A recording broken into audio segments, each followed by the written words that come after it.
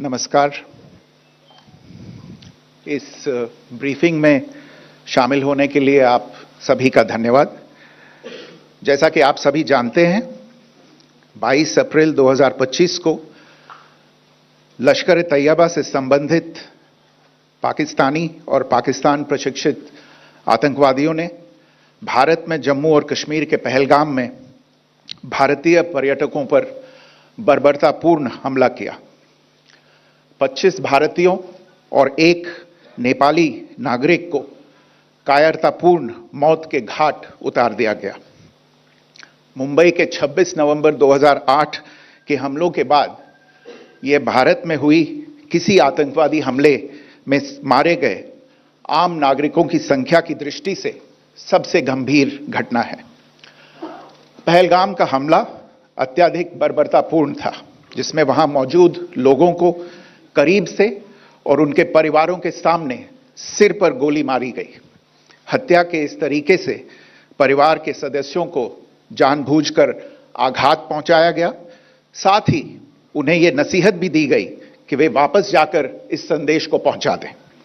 यह हमला स्पष्ट रूप से जम्मू और कश्मीर में बहाल हो रही सामान्य स्थिति को बाधित करने के उद्देश्य से किया गया था। चूंकि पर्यटन फिर से अर्थव्यवस्था का मुख्य आधार बन रहा था, इस हमले का मुख्य उद्देश्य इसे प्रतिकूल रूप से प्रभावित करना था। पिछले वर्ष आप सभी जानते हैं, 2.25 करोड़ से अधिक पर्यटक कश्मीर आए थे। इस हमले का मुख्य उद्देश्य इसलिए संभवतः यह था कि इस संघ राज्य क्षेत्र में विकास और प्रगति को नुकसान पहुंचाकर इसे पिछड़ा बनाए रखा जाए और पाकिस्तान से लगातार होने वाले सीमा पार आतंकवाद के लिए उपजाऊ जमीन बनाने में सहायता की जाए। हमले का यह तरीका जम्मू और कश्मीर और शेष राष्ट्र दोनों में सांप्रदायिक दंगे भड़काने के उद्देश्य से भी प्रेरित था। इसका श्रेय सरकार और भारत के सभी नागरिकों को दिया जाना चाहिए कि इन प्रयासों को विफल कर दिया गया। एक समूह ने खुद को रेजिस्टेंस फ्रंट TRF कहते हुए इस हमले की जिम्मेदारी ली है। यह समूह संयुक्त राष्ट्र द्वारा प्रतिबंधित पाकिस्तानी आतंकवादी समूह लश्कर-ए-तैयबा से जुड़ा हुआ है। यह उल्लेखनीय है कि भारत ने मई और नवंबर 2024 में संयुक्त राष्ट्र की 1267 कमेटी की सैंक्शंस मॉनिटरिंग टीम को अर्धवार्षिक रिपोर्ट प्रस्तुत की थी, जिसमें TRF के बारे में साफ इनपुट दिए गए थे। इससे पाकिस्तान स्थित आतंकवादी समूहों के लिए कवर के रूप में TRF की भूमिका सामने आई थी। इससे पहले भी दिसंबर 2023 में भारत ने इस टीम को लश्कर-ए-तैयबा और जैश-ए-मोहम्मद के बारे में सूचित किया था, जो TRF जैसे छोटे आतंकवादी समूहों के माध्यम से अपनी गतिविधियों को संचालित कर रहे हैं। इस संबंध में 25 अप्रैल को UN सिक्योरिटी काउंसिल प्रेस वक्तव्य में TRF के संदर्भ को हटाने के लिए पाकिस्तान के दबाव पर भी ध्यान दिया जाना चाहिए। पहलगाम आतंकवादी हमले की जांच से पाकिस्तान के साथ आतंकवादियों के संपर्क उजागर हुए हैं। रेजिस्टेंस फ्रंट द्वारा किए गए दावे और लश्कर-ए-तैयबा से ज्ञात सोशल मीडिया हैंडल द्वारा इसको रीपोस्ट किया जाना इसकी पुष्टि करता है। चश्मदीद गवाहों और विभिन्न जांच एजेंसियों को उपलब्ध अन्य सूचनाओं के आधार पर हमलावरों की पहचान भी हुई है। हमारी इंटेलिजेंस ने इस टीम के योजनाकारों और उनके समर्थकों की जानकारी जुटाई है। इस हमले की रूपरेखा भारत में सीमा पार आतंकवाद को अंजाम देने के पाकिस्तान के लंबे ट्रैक रिकॉर्ड से भी जुड़ी हुई है, जिसके लिखित और स्पष्ट दस्तावेज उपलब्ध हैं। पाकिस्तान दुनिया भर में आतंकवादियों के लिए एक शरण स्थल के रूप में पहचान बना चुका है। यहां अंतर्राष्ट्रीय स्तर पर प्रतिबंधित आतंकवादी सजा पाने से बचे रहते हैं। इसके अलावा पाकिस्तान ने इस मुद्दे पर विश्व और फाइनेंशियल एक्शन टास्क फोर्स जैसे अंतर्राष्ट्रीय मंचों को जानबूझकर गुमराह करने के लिए भी जाना जाता है। साजिद मीर का मामला, जिसमें इस आतंकवादी को पाकिस्तान ने मृत घोषित कर दिया था और फिर अंतर्राष्ट्रीय दबाव के परिणाम स्वरूप वो जीवित पाया गया, इसका सबसे स्पष्ट उदाहरण है। यह स्वाभाविक है कि पहलगाम में हुए इस हमले से जम्मू और कश्मीर के साथ साथ भारत के अन्य भागों में भी आक्रोश देखा गया।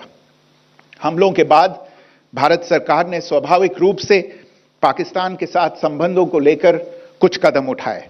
आप सभी उन निर्णयों से अवगत हैं जिसकी घोषणा 23 अप्रैल को की गई थी। तथापि यह आवश्यक समझा गया कि 22 अप्रैल के हमले के अपराधियों और उनके योजनाकारों को न्याय के कटघरे में लाया जाए। हमलों के एक पखवाड़े के बाद भी पाकिस्तान द्वारा अपने क्षेत्र या अपने नियंत्रण वाले क्षेत्रों में आतंकवादियों की इंफ्रास्ट्रक्चर के विरुद्ध कार्रवाई करने के लिए कोई स्पष्ट कदम नहीं उठाया गया है। उल्टे वो इनकार करने और आरोप लगाने में ही लिप्त रहा है।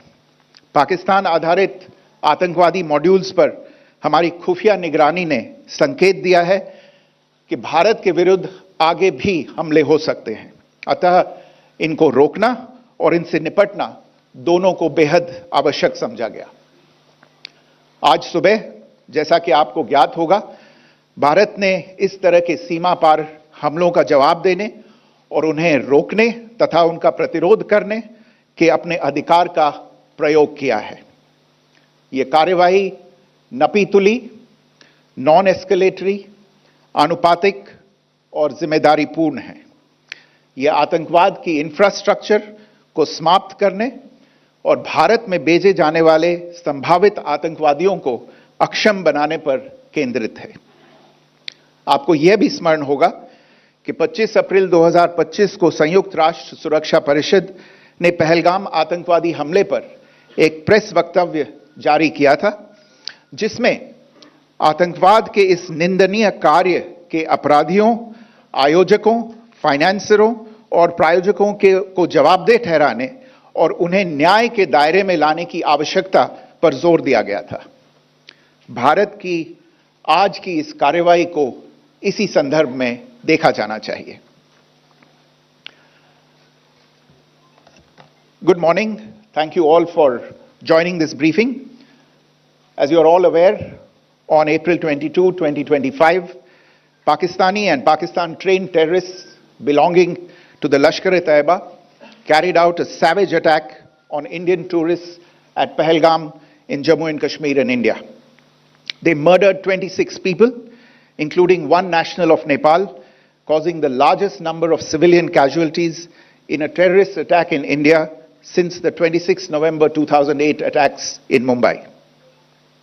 The attack in Pahalgam was marked by extreme barbarity, with the victims mostly killed with headshots from close range and in front of their families.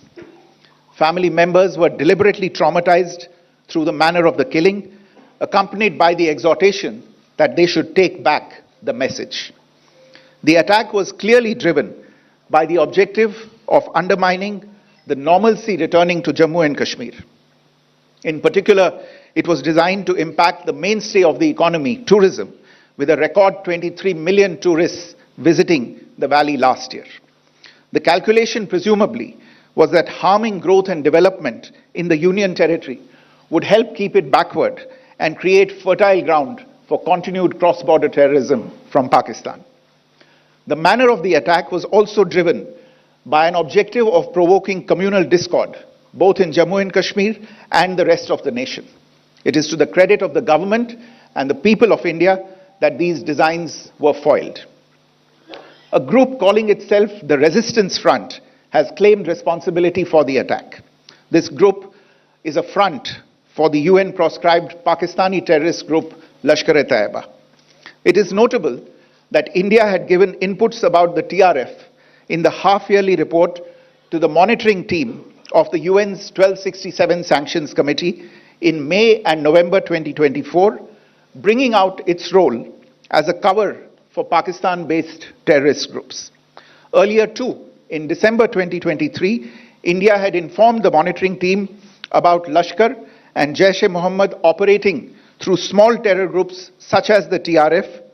Pakistan's pressure to remove references to TRF in the April 25 UN Security Council press statement is notable in this regard. Investigations into the Pahalgam terror attack have brought out the communication notes of terrorists in and to Pakistan. The claims made by the Resistance Front and their reposting by known social media handles of the Lashkar-e-Taiba speak for themselves. Identification of the attackers based on eyewitness accounts as well as other information available to law enforcement agencies has also progressed. Our intelligence has developed an accurate picture of the planners and backers of this team. The features of this attack also tie in with Pakistan's long track record of perpetrating cross-border terror in India, which is well documented and beyond question. Pakistan also has a well-deserved reputation as a haven for terrorists from around the world, with internationally proscribed terrorists enjoying impunity there. In addition, Pakistan has been known to willfully mislead the world and international forums, such as the Financial Action Task Force, on this issue. The Sajid Mir case, in which this terrorist was declared dead and then, in response to international pressure, brought back to life, found alive and arrested, is the most glaring example. The latest attack in Pahalgam has understandably generated deep anger in Jammu and Kashmir and in other parts of India. Following the attacks, the government of India naturally responded with a set of initial measures relating to our engagement with Pakistan. You're all aware of the decisions that were announced on the 23rd of April. However, it was deemed essential that the perpetrators and planners of the 22nd April attack be brought to justice. Despite a fortnight having passed since the attacks, there has been no demonstrable step from Pakistan to take action against the terrorist infrastructure on its territory or on territory under its control. Instead, all it has indulged in are denials and allegations. Our intelligence monitoring of Pakistan-based terrorist modules indicated that further attacks against India were impending. There was thus a compulsion both to deter and to preempt. Earlier this morning, as you would be aware, India exercised its right to respond and preempt as well as deter more such cross-border attacks. These actions were measured, non-escalatory, proportionate, and responsible. They focused on dismantling the terrorist infrastructure and disabling terrorists likely to be sent across to India. You would also recall that the Security Council on 25th April 2025 had issued a press statement on the Pahalgam terror attack, underlining, and I quote, the need to hold perpetrators, organizers, financiers, and sponsors of this reprehensible act of terrorism accountable and bring them to justice, unquote. India's latest actions should be seen in this context. Joining me for this briefing on our actions earlier this morning are Colonel Sophia Qureshi and Wing Commander Vyomika Singh. I will request them to share some details regarding Operation Sindoor with all of you.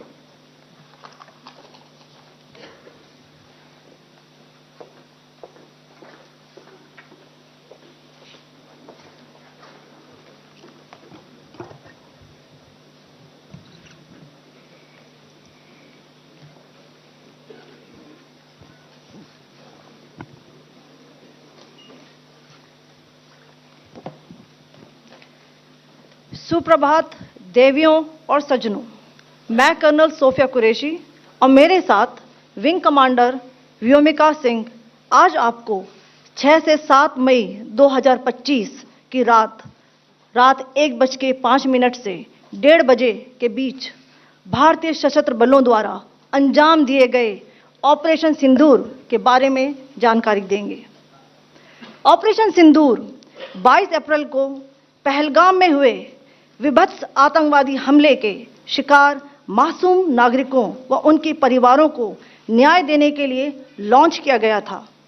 इस कार्रवाई में 9 terrorist camps को target किया गया और पूरी तरह से इसे बर्बाद किया गया।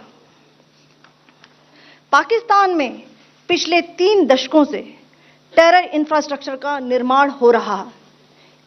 इसमें recruitment, indoctrination centres, training areas व लॉन्च पैड शामिल थे, जो पाकिस्तान और पाक अधिकृत जम्मू कश्मीर POJK दोनों में फैले हैं। Operation Sindoor was launched by Indian Armed Forces to deliver justice to the victims of Pahalgam terror attack and their families. 9 terrorist camps were targeted and successfully destroyed. Over the last 3 decades, Pakistan has systematically built terror infrastructure. It is a complex web of recruitment and indoctrination centers, training areas for initial and refresher courses, and launch pads for handlers. These camps are located both in Pakistan as well as Pakistan-occupied Jammu and Kashmir areas. Some of the well-known training camps are located, as you can see on the screen. They are distributed from Savai Nala in the north, counting to approximately 21, ending at Bhagalpur to the south. इन लक्ष्यों का चयन विश्वसनीय intelligence सूचनाओं के आधार पर हुआ ताकि आतंक गतिविधियों की रीढ़ तोड़ी जा सके, और यह खास ध्यान दिया गया कि निर्दोष नागरिकों और सिविलियन इंस्टॉलेशन को नुकसान न पहुंचे। The selection of these targets for Operation Sindoor was based on credible intelligence inputs and role of these facilities in perpetrating the terror activities. The locations were so selected to avoid damage to civilian infrastructures and loss of any civilian lives. This was done with due diligence, and the camps selected for targeting and their engagement will now be shown to you one by one. POJK के target मैं आपको बताना चाहूंगी। सबसे पहले सवाई नाला camp Muzaffarabad, जो कि POJK के लाइन ऑफ कंट्रोल से 30 किलोमीटर दूर है। यह एक लश्कर-ए-तौयबा का ट्रेनिंग सेंटर था। 20 अक्टूबर 2024 सोनमर्ग, 24 अक्टूबर 24 गुलमर्ग, 22 अप्रैल 2025 पहलगाम, इन हमलों के आतंकियों ने यहीं से प्रशिक्षण लिया था। सैयदना बिलाल कैंप मुजफ्फराबाद, यह एक जैश ए मोहम्मद का स्टेजिंग एरिया है। यह हथियार, विस्फोटक और जंगल सर्वाइवल ट्रेनिंग का केंद्र भी था। गुलपुर कैंप कोटली, यह LOC से 30 किलोमीटर दूर था। लश्कर-ए-तौयबा का बेस था, जो रजौरी, पुंछ में सक्रिय था। 20 अप्रैल 2023 को पुंछ में और 9 जून 2024 को तीर्थ यात्रियों के बस हमले में यहीं से आतंकी को ट्रेन किया गया था।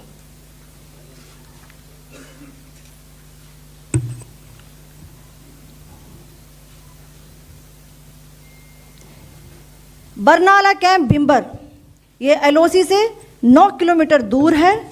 यहाँ पर हथियार, हैंडलिंग, IED व जंगल सर्वाइवल का प्रशिक्षण केंद्र था। अब्बास कैंप कोटली,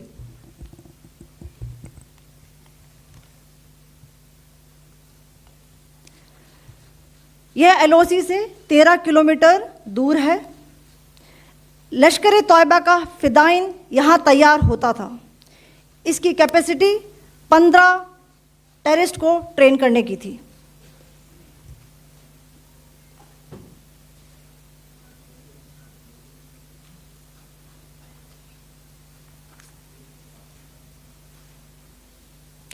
अब मैं पाकिस्तान के अंदर के टारगेट से अवगत कराना चाहूँगी। पहला, सर्जल कैंप सियालकोट, यह अंतर्राष्ट्रीय सीमा से 6 किलोमीटर की दूरी पर है, सांबा कठुआ के सामने।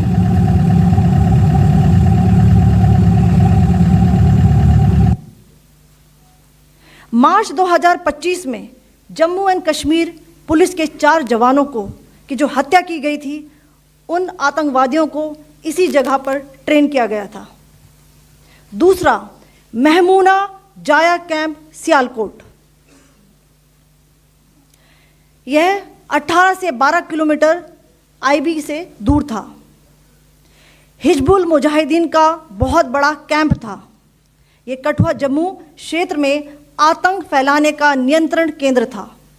पठानकोट एयरफोर्स बेस पर किया गया हमला भी इसी कैंप से प्लान और डायरेक्ट किया गया था। मरकज ताइबा मुरीद के,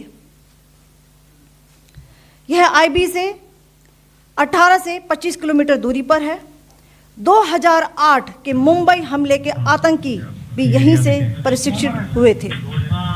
अजमल कसब व डेविड हेडली भी यहां ट्रेन हुए थे।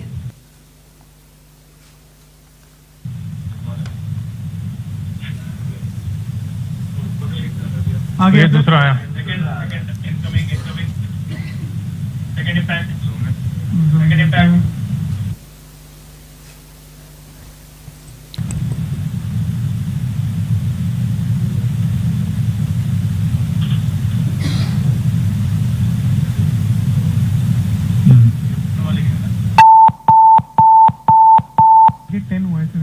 टारगेट 10 हुआ, एंक्लोजर सेम ही है।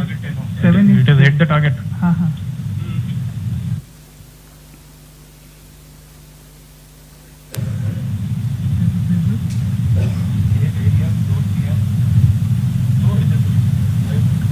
तीसरा आ गया sir, impact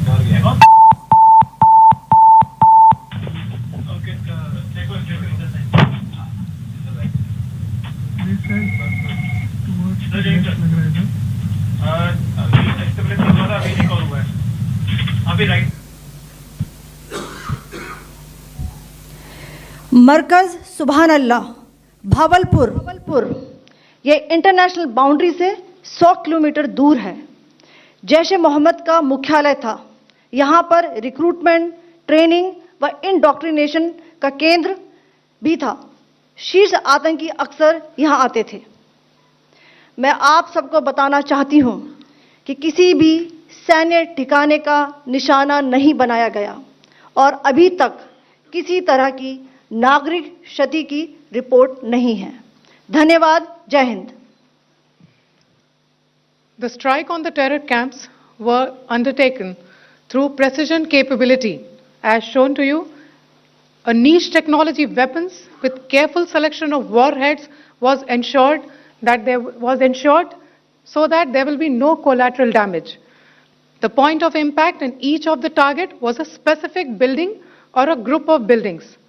All the targets were neutralized with clinical efficiency, and the results reiterate the professionalism of the Indian Armed Forces in the planning and execution of their operations. No military establishments were targeted. India has demonstrated considerable restraint in its response. However, it must be said that the Indian Armed Forces are fully prepared to respond to Pakistani misadventures, if any, that will escalate this situation. Jai Hind, and thank you very much. Ladies and gentlemen, friends in the media, I ask your indulgence today in view of the fact that this is still an evolving situation. We will therefore not be able to take questions and answers today, but we will come back for more updates and more briefings shortly. Thank you all very much for joining us this morning. Thank you. Jai Hind.